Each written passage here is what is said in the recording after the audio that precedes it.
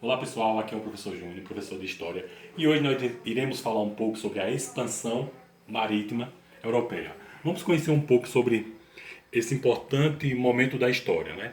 Então, um dos fatores que contribuiu para a expansão marítima foi o monopólio das cidades-estados da Itália no comércio do mar Mediterrâneo. Aqui no mar Mediterrâneo, duas cidades italianas se destacavam muito, que era Gênova e Veneza, no monopólio comercial nessa região do Mediterrâneo. E que monopólio era esse? Era o monopólio de especiarias, especiarias que vinham do Oriente, principalmente da Índia, que vinham até os portos do Mediterrâneo e Mar Negro e era comercializado em toda a Europa. E essas especiarias, ela tinham uma importância muito grande naquele momento, naquele período da história, século XV e XVI, que elas serviam para quê? Para a conservação de alimentos. Servia para conservar os alimentos para que eles tivessem uma durabilidade maior. Então essas especiarias eram um produto muito valorizado na Europa. Tinha um valor de mercado muito alto, muito elevado.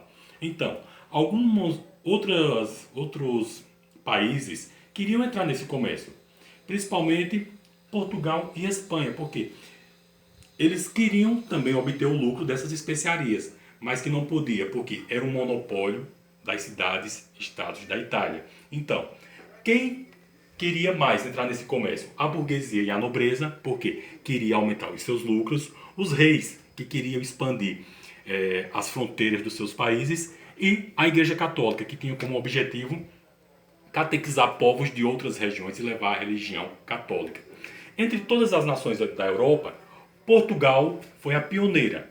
Portugal foi a pioneira nesse processo, aqui Portugal, nesse processo de expansão marítima europeia. Então, Portugal já tem uma certa experiência em navegação pelo Oceano Atlântico. Então, dessa forma, Portugal saiu na frente nesse processo de expansão marítima. Vamos ver um pouco agora os principais motivos do pioneirismo português. Uma consolidação precoce da monarquia. Portugal, ao contrário de outras nações da Europa, ela já era uma nação consolidada, uma monarquia que tinha uma monarquia forte. Relativa à escassez de recursos naturais, Portugal é um país pequeno. E naquele período, ela tinha uma relativa escassez de produtos. Então ela precisava buscar esse produto em outras regiões ou comercializar com as cidades italianas. Então essa relativa escassez de produto fez com que Portugal se dedicasse cada vez mais a conquistar novas rotas, conhecer novas rotas para chegar até a Índia. Existência de um grupo mercantil forte, devido ao comércio que Portugal já realizava, tinha um grupo mercantil muito forte lá dentro do país. Liderança em tecnologia náutica. Portugal, como a gente já tinha visto anteriormente, Portugal já realizava ali um comércio, uma navegação pelo Oceano Atlântico. Então, eles foram cada vez mais desenvolvendo tecnologia náutica. E mais uma vez aqui o apoio da Igreja. A Igreja Católica tinha um certo interesse também, porque com o projeto de converter pagãos. Pessoal, então dando continuidade, vamos falar aqui um pouco sobre a experiência que Portugal já tinha na navegação pelo Oceano Atlântico.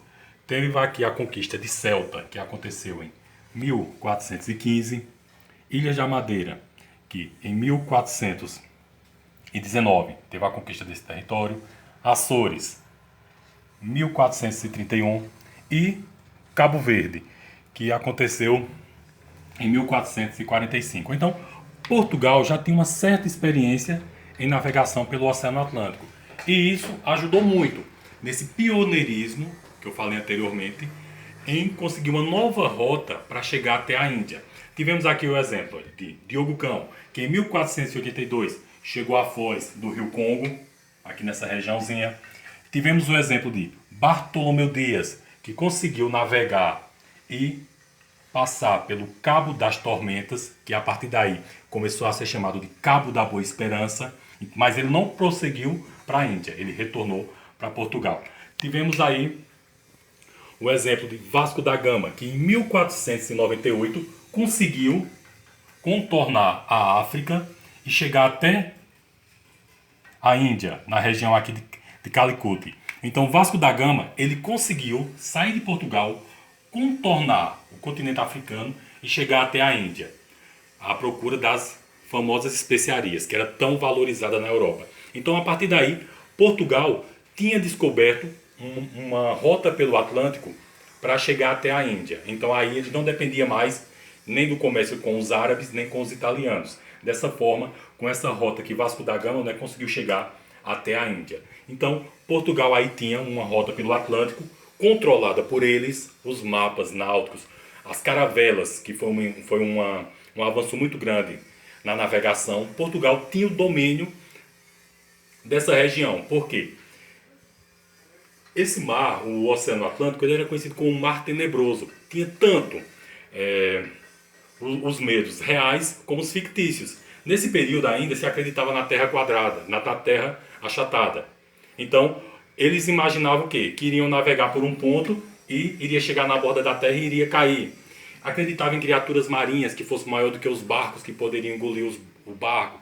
Acreditava que existiam regiões do mar que a temperatura era tão quente que tudo pegava fogo.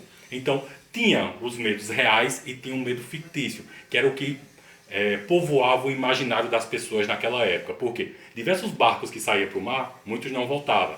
Isso as pessoas atribuíam a criaturas marinhas, que o barco caiu da borda da terra, já que a terra para eles era chata, era achatada. Então, dessa forma, eles tinham um medo muito grande. Mas mesmo assim, algumas pessoas se aventuravam à procura de quê? À procura de riqueza, à procura de poder.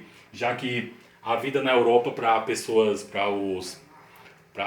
os camponeses era difícil. Então muitas vezes eles encaravam uma viagem que duraria meses ou até mesmo mais de anos à procura de quê? De uma vida melhor.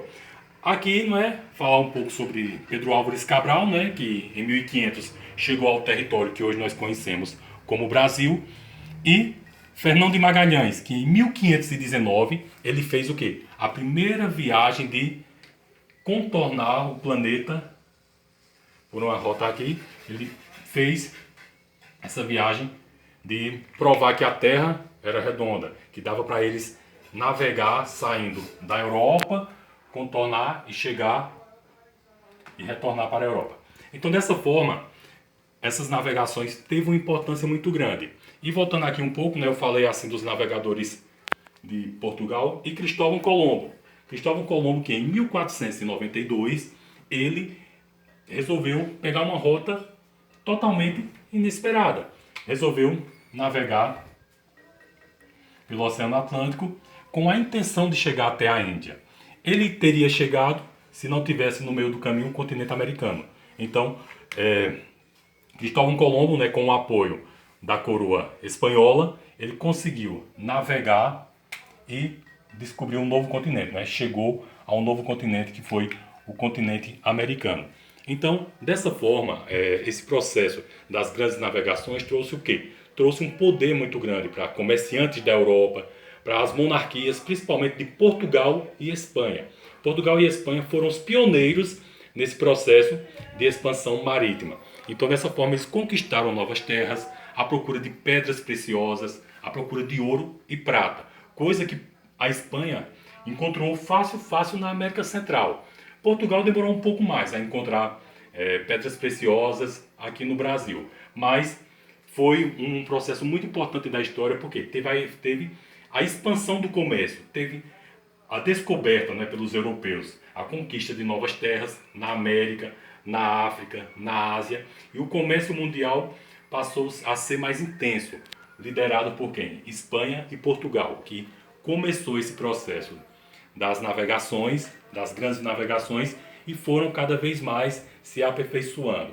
Depois outros países entraram também nesse processo das navegações, na conquista de territórios também. Mas isso é um assunto para a nossa próxima aula, viu?